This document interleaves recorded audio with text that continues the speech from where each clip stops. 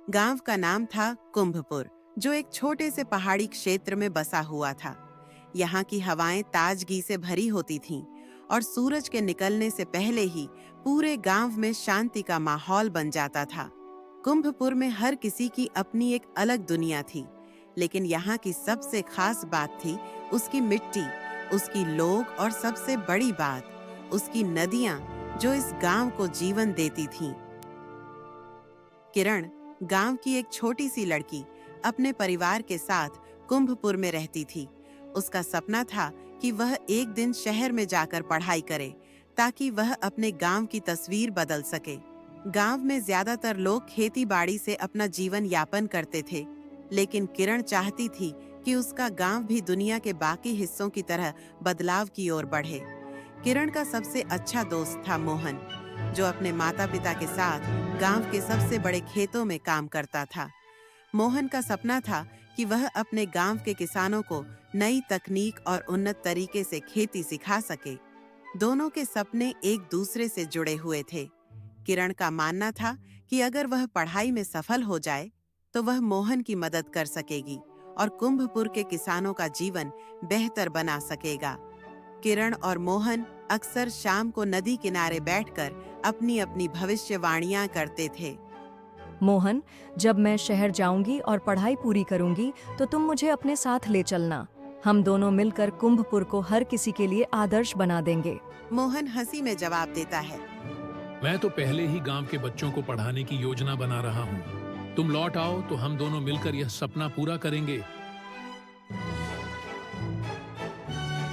वह दिन आखिरकार आ ही गया, जब किरण को शहर में पढ़ाई के लिए एक छात्रवृत्ति मिल गई। पूरे गांव में खुशी का माहौल था, क्योंकि किसी लड़की के लिए इतना बड़ा अवसर मिलना गांव के लिए गर्व की बात थी। लेकिन किरण का दिल भारी था, क्योंकि वह अपने घर और गांव को छोड़कर जा रही थी। शहर में किरण ने कड़ी मेहनत की, लेकिन कभी भी गांव की याद उसे छोड़ने नहीं दी। वह हर छुट्टियों में गांव वापस आती और मोहन से मिलकर अपने सपनों के बारे में बात करती। मोहन की मेहनत रंग ला रही थी और धीरे धीरे गांव में नए कृषि तरीकों को अपनाया जाने लगा था। मोहन ने किसानों को सिखाया कि कैसे वे बिना अधिक पानी खर्च किए फसलों की पैदावार बढ़ा सकते हैं और कैसे उन्हें बाजार में बेहतर मूल्य मिल सकता है। एक दिन जब किरण ने अपनी पढ़ाई पूरी कर ली, तो वह वापस कुंभपुर लौटी। अब उसकी योजना थी कि वह अपने गांव को एक नई दिशा दे।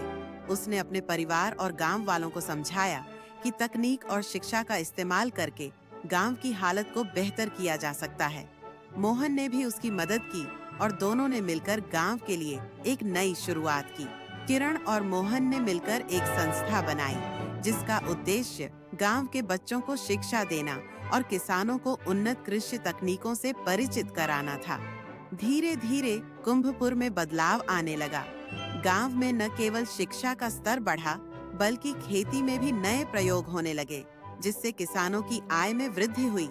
किरण का सपना साकार हो चुका था और कुंभपुर अब न केवल एक सुंदर गांव था, बल्कि एक आदर्श गांव बन चुका था, जहां के लोग उन्नति के रास्ते पर चल रहे थे।